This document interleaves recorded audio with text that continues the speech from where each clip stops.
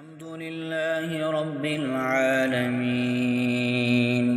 الرحمن الرحيم مالك يوم الدين.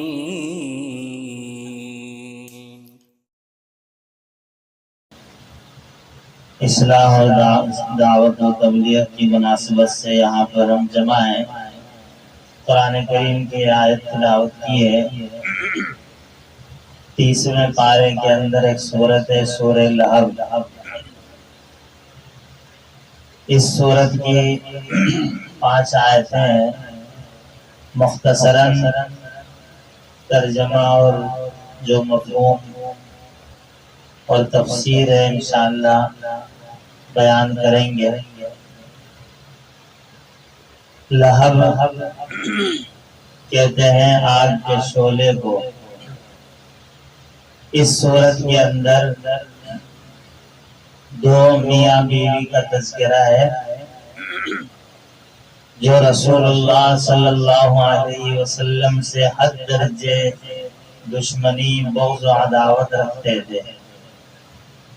شوہر کا نام تھا ابو لہب. سب جانتے ہیں ابو لہب اصل میں اس کی کنیت ہے. کنیت کس کو کہتے ہیں؟ وہ جنہوں نے کچھ مدرسے میں سبق پڑھا ہو یا اسکول میں پڑھا ہو، تعلیم جن کی ہو ان کی سمجھ میں آئے گا. باقی یہ سمجھ لیں کہ ان کو پیار سے ابو لہب کہتے تھے. اصل اس کا نام تھا عبد العزا. عزا ایک بت تھا اور عبد کا مطلب ہوتا ہے بندہ. تو مقصد یہ تھا کہ عزا کا بندہ اس کا غلام. تو یہ جو ابو لہب تھا یہ ایسے رشتے میں سرکار دو عالم صلی اللہ علیہ وسلم کا چچا تھا. تو ابو لہب کے نام پر یہ سورت نازل ہوئی ہے کہ اس سورت کے اندر ابو لہب کے لیے بلکہ اللہ جل شانہ نے ابو لہب کے لیے اس سورت میں بددعا اور ابو لہب کی تباہی کا ذکر ہے. صرف ابو لہب کی نہیں بلکہ ابو لہب اور اس کی بیوی، اس کا نام تھا ام جمیل. یہ بھی کنیت ہی ہے، اسی نام سے وہ مشہور تھی. ام جمیل اس کا نام تھا. یہ دونوں سرکار دو عالم صلی اللہ علیہ وسلم کی دشمنی میں بہت پیش رہتے تھے. کوئی موقع یہ ضائع ہونے نہیں دیتے کہ حضرت صلی اللہ علیہ وسلم کو تکلیف نہ پہنچائیں.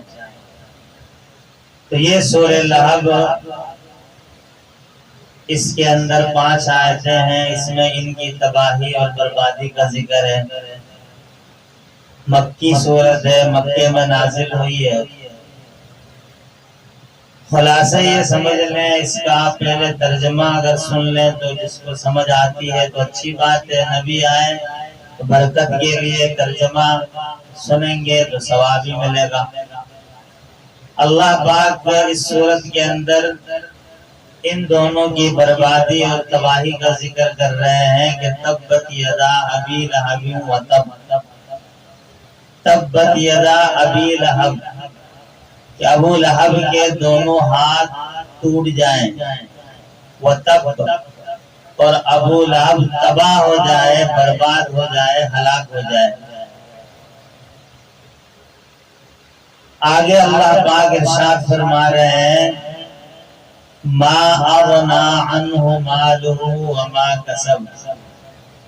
اللہ پاک فرماتے ہیں کہ کچھ کام نہ آیا ابو لہب کو، نہ اس کا مال اور نہ اس نے جو کچھ کمایا نفع وغیرہ، کسی چیز نے اس کو فائدہ نہیں دیا.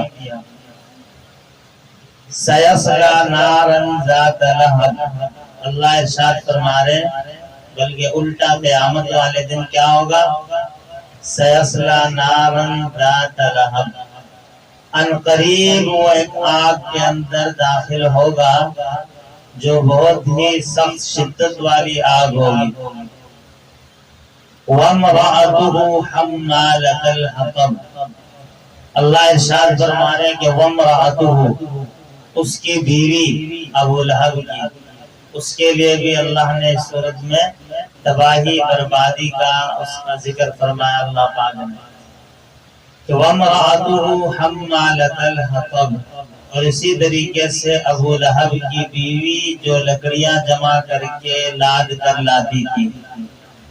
ابھی تفسیر میں یہ ساری چیزیں آ جائیں گی، ترجمہ میں جو باتیں آپ کے سامنے بیان ہو رہی ہیں۔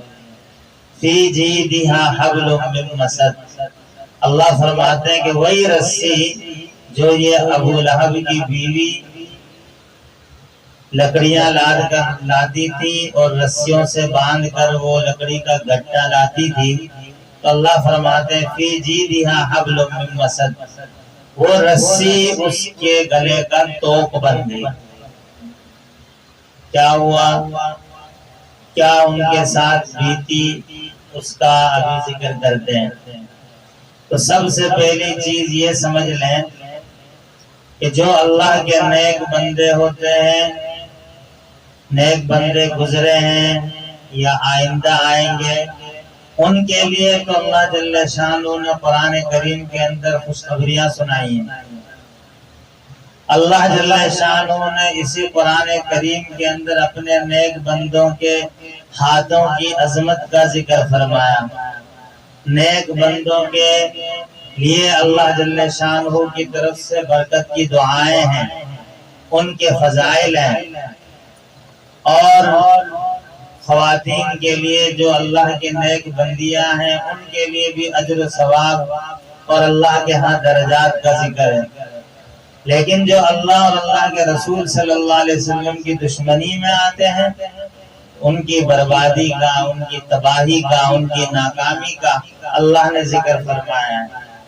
دیکھیں عام طور پر تو اللہ جل شانہ جو مجرم ہوتے ہیں، نافرمان ہوتے ہیں، گناہگار ہوتے ہیں، ان کا صرف تذکرہ فرما دیتے ہیں۔ وہ اس طرح فرماتے ہیں کہ بھائی گناہگاروں کے لیے جہنم ہے، نافرمانوں کے لیے سزائیں ہیں، اس طرح اللہ ذکر کرتے ہیں۔ لیکن بعض ایسے سرکش ہوتے ہیں، ایسے باغی ہوتے ہیں، ایسے نافرمان ہوتے ہیں، ایسے حد سے بڑھے ہوئے ہوتے ہیں کہ ان کی سرکشی، ان کی فرعونیت، ان کا ظلم، ان کی زیادتی، ان کا جبر بڑا ہوا ہوتا ہے اور ان کے دلوں پر مہر لگ چکی ہوتی ہے۔ تو ایسے لوگوں کا اللہ پاک باقاعدہ نام لے کر ان کی تباہی اور بربادی کا ذکر فرماتے ہیں، اس لیے تاکہ دوسروں کے لیے سبق ہو اور یہ لوگ آنے والے لوگوں کے لیے عبرت کا نشان بن جائیں، تاکہ جو بعد میں آنے والے لوگ ہیں وہ ان کے اس تباہی اور بربادی سے سبق حاصل کریں۔ تو اللہ پاک بعض مرتبہ ایسے ظالموں کا نام بھی لے کر ارشاد فرماتے ہیں کہ فلاں فلاں ظالم جنہوں نے فرعونیت کے اندر، سرکشی کے اندر حد سے تجاوز کیا ہے، ان میں سے ایک ابو لہب ہے۔ ابو لہب کے ہاتھوں کا اللہ نے ذکر فرمایا کہ تبت یدا ابی لہب و تب، کہ ابو لہب کے ہاتھ ٹوٹ جائیں، وہ تب، اور ابو لہب تباہ ہو جائے، برباد ہو جائے، ہلاک ہو جائے۔ ایک بات سب سے پہلے یاد رکھیں، اللہ پاک کی طرف سے اگر کسی کے لیے تباہی اور بربادی اور ہلاکت کا اعلان ہو جائے، یا اللہ کی طرف سے کسی کے لیے بد دعا آ جائے، اس کی تباہی اور بربادی کے اندر کوئی شک نہیں ہے۔ اس کی ہلاکت، اس کی بربادی، اس کا عبرتناک انجام بالکل حق سچ ہے، اس کی بربادی ہی بربادی ہے۔ اسی طرح اللہ کے نبی علیہ السلام کی طرف سے اگر کسی کے لیے بد دعا ہو، اللہ کے نبی علیہ السلام کی طرف سے اگر کسی کے لیے ہلاکت کی جو ہے دعا ہو جائے، اس کی بھی بربادی میں کوئی شک نہیں۔ ویسے تو اللہ کے نبی علیہ السلام نے کبھی اپنی ذات کے لیے کسی کو برا نہیں کہا، یہاں تک کہ اللہ کے نبی پر جب طائف کے اندر اتنا ظلم ہوا کہ پتھر مارے گئے، پاؤں مبارک خون سے بھر گئے، فرشتے آئے تھے، پہاڑوں کا فرشتہ بھی آیا، دریاؤں کا فرشتہ بھی آیا، ہواؤں کا فرشتہ بھی آیا، تینوں نے آ کر کہا کہ اللہ کے نبی اگر آپ حکم دیں تو ہم ہواؤں کے ذریعے ان کو ہلاک کر کے ان کا نام و نشان مٹا دیں جنہوں نے آپ کے ساتھ یہ ظلم کیا۔ پانی کے فرشتے نے کہا کہ اللہ کے نبی اگر آپ مجھے حکم دیں تو میں بارش اور سمندروں کے پانی کے ذریعے سے ان کا نشان مٹا دوں۔ پہاڑ والے فرشتے نے کہا کہ اللہ کے نبی اگر آپ اشارہ کریں تو دونوں پہاڑوں کو آپس میں ملا کر ان کو پیس دیں، ان کا نشان بھی نہیں رہے۔ تو رحمت للعالمین پیغمبر صلی اللہ علیہ وسلم نے کیا ارشاد فرمایا کہ نہیں، فرمایا کہ میری یہ قوم ناسمجھ ہے، نادان ہے، ان کو معلوم نہیں ہے، میں ان کو معاف کرتا ہوں۔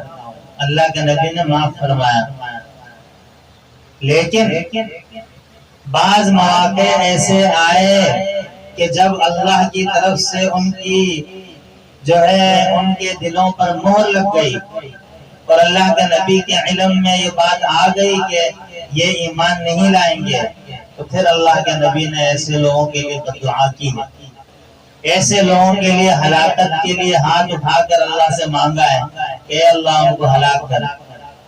ابو جہل اور اسی طریقے سے عتبہ، شیبہ، یہ بڑے بڑے سردار تھے مکے میں جنہوں نے بہت ستایا اللہ کے نبی کو۔ بدر کے موقع پر اللہ کے نبی نے دعا کی تھی اللہ سے کہ اے اللہ فلاں فلاں فلاں فلاں کافروں کو ایک ایک کر کے ہلاک کر دیں، اور یہ دعا جنگ بدر میں پوری ہوئی۔ جن جن کا نام لیا تھا اللہ کے نبی نے وہ سارے کے سارے ہلاک ہو گئے۔ اور اسی طریقے سے کچھ اور لوگ تھے جنہوں نے صحابہ کرام کو شہید کیا تھا، اللہ نے ان کے لیے بھی بد دعا کی۔ قنوت نازلہ پڑھ کر کہیں جو ہے دنوں تک اللہ کے نبی نے ان کے حق میں بد دعا کی۔ دیکھیں پہلی بات تو یہ یاد رکھیں، اللہ کی طرف سے اور اللہ کے نبی کی طرف سے بلا وجہ کسی کے لیے بد دعا، کسی کے لیے ہلاکت، کسی کے اوپر ظلم یہ نہیں ہے۔ یہ اس انسان کی اپنی بدنصیبی ہوتی ہے کہ وہ حد سے تجاوز کر جاتے ہیں، پھر اللہ کی طرف سے ہلاکت اور تباہی اور بربادی آتی ہے۔ ورنہ اللہ خود قرآن میں فرما رہے وَمَا رَبُّكَ بِظَلَّامٍ لِّلْعَبِيدِ کہ تیرا رب اپنے بندوں پر ظلم نہیں کرتا۔ یہ ہمارے اپنی جو ہے کوتاہی ہوتی ہے، ہمارے اپنے اعمال ہوتے ہیں، ان کی سزا ہوتی ہے۔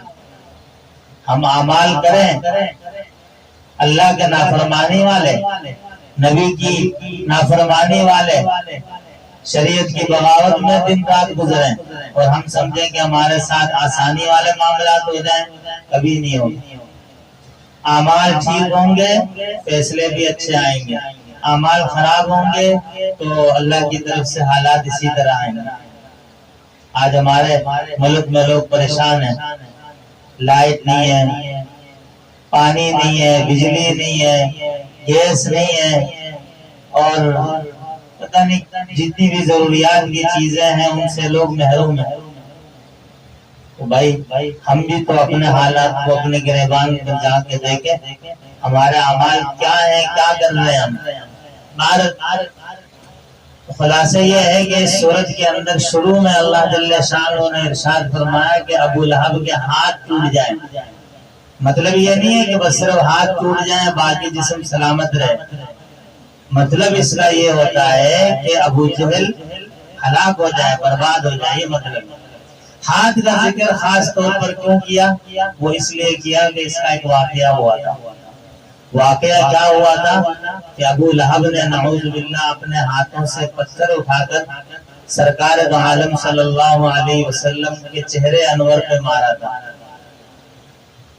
ہوا یہ تھا جب ابتدائے اسلام میں اللہ کی طرف سے حکم ہوا کہ پیغمبر آپ اپنے قریبی رشتہ داروں کو اللہ کے عذاب سے ڈرائیں، تو اللہ کے نبی علیہ السلام نے سب کو جمع کیا۔ جب سارے لوگ جمع ہو گئے تو حضرت صلی اللہ علیہ وسلم نے توحید کی دعوت دی فرمایا کہ بھئی یہ جتنے بت ہیں ان کو چھوڑ دو، ایک اللہ کی وحدانیت کا اقرار کرو۔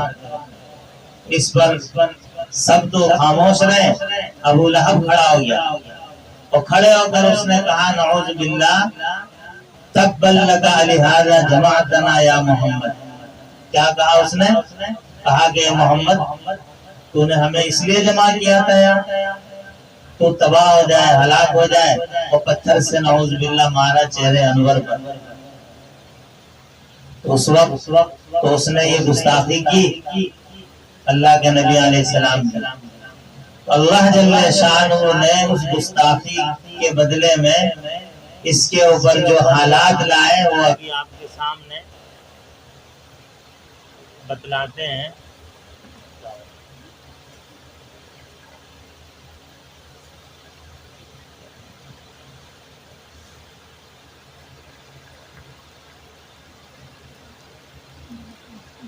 ابھی تو گستاخوں کا ذکر ہی نہیں کیا ہو گیا۔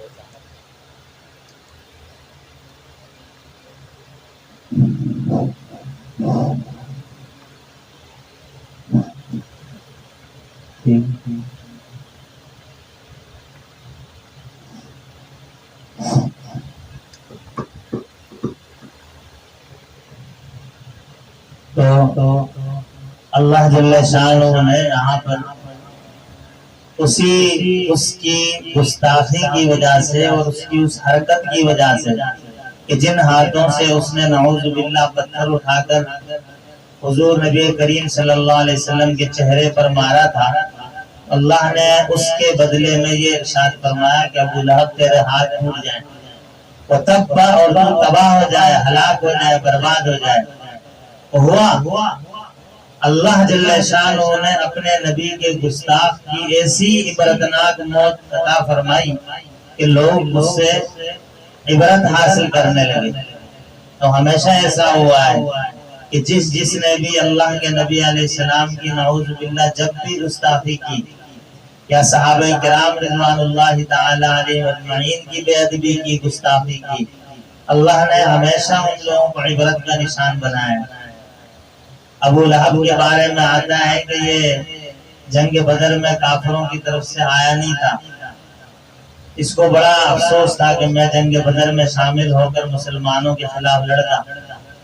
جنگ بدر کے چند دنوں کے بعد ایسا ہوا کہ یہ بیمار ہوا، اس کے گلے میں کوئی گٹھلی سی بن گئی اور ہوتے ہوتے اس کو ایک بیماری آ گئی جس کو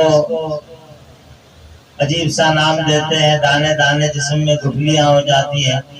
بہرحال ایک مزید بیماری ہو گئی جس بیماری کا نام سن کر عرب کے لوگ بھاگتے تھے۔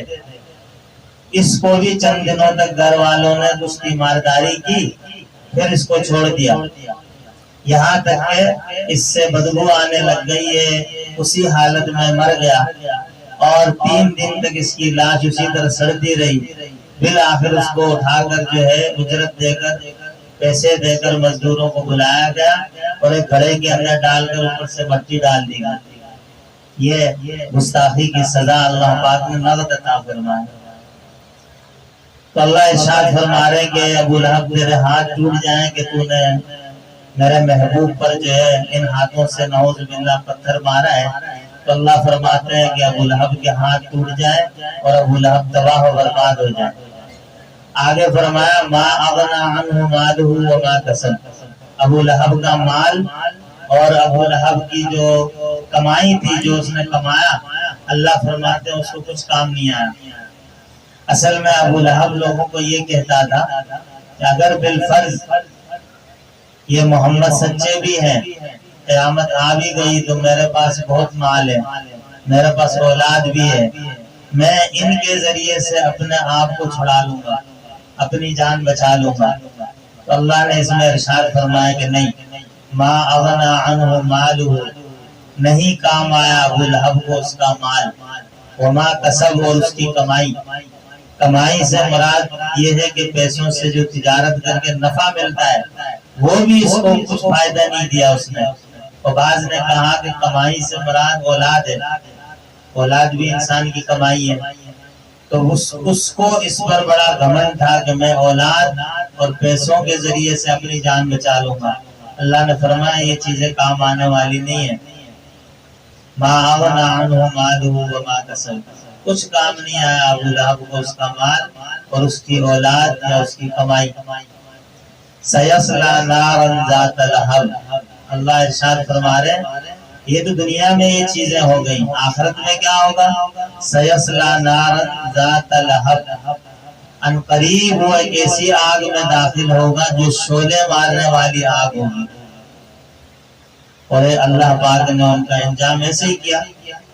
آگے اس کی بیوی جو وہ بھی اس کی جو ہے حمایت میں اور حضور علیہ السلام کی مخالفت میں بڑی سرگرم تھی۔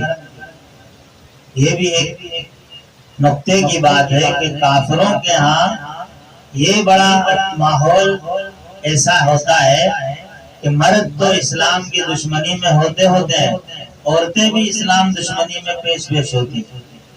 ابھی آپ دیکھیں کہ اس مہینے میں آگے نیا مہینہ جو شروع ہوگا اس میں مرد حضرات تو اپنے مذہب کے لیے روڈوں میں نکلتے ہیں، شور شرابہ کرتے ہیں، لیکن ان سے آگے ان کی خواتین ہوتی ہیں جو اپنے مذہب کے لیے جو ہے میدانوں میں نکلتی ہیں اور آگے اپنے مردوں کو بھی وہ تیار کرتی ہیں کہ بھئی نکلو اسلام کے خلاف یا جو ہے اپنے مذہب کے لیے۔ ابھی فلسطین میں جو جہاد ہو رہا ہے وہاں پر جو یہودی ہیں جو مسلمانوں کے مقابلے میں ان کے بچے، ان کی عورتیں، ان کی خواتین سب مسلمانوں کے خلاف سرگرم، لیکن ہمارے ہاں خیر مرد ہی بیچارے دین سے دور ہیں تو خواتین سے کیا گلا کریں۔ خواتین تو پھر بھی چلو اپنے گھروں میں رہ کر خدمت کر رہی ہیں، بچوں کو پال پوس رہی ہیں، ان کی خبرگیری کر رہی ہیں، یہ بھی بڑا کام ہے۔ بعض اوقات لوگ اس کو کام نہیں سمجھتے کہ یہ کیا کام ہے، یہ بھی بڑا کام ہے اور اس پر بھی اجر و ثواب اللہ نے رکھا ہے کہ اگر کوئی خاتون پردے میں رہ کر اللہ نبی کے حکموں کو پورا کرتے ہوئے شوہر کی خدمت کرتی ہے، بچوں کی تربیت کرتی ہے، گھر کے کام کاج کرتی ہے، گھر کو راحت کا ذریعہ بناتی ہے اپنے شوہر اور بچوں کے لیے، اس کے لیے اللہ کے ہاں بڑا انعام ہے، اجر و ثواب ہے۔ ایسی خواتین کے لیے جنت ہے کہ جو اپنی زبان کو کنٹرول کرتے ہوئے اور جو ہے اللہ اور نبی کے حکموں کو مانتے ہوئے چلے، اگر عبادت کرے خدمت بھی کرے لیکن یہ جو زبان ہے یہ کنٹرول نہ ہو تو پھر اس پر گرفت۔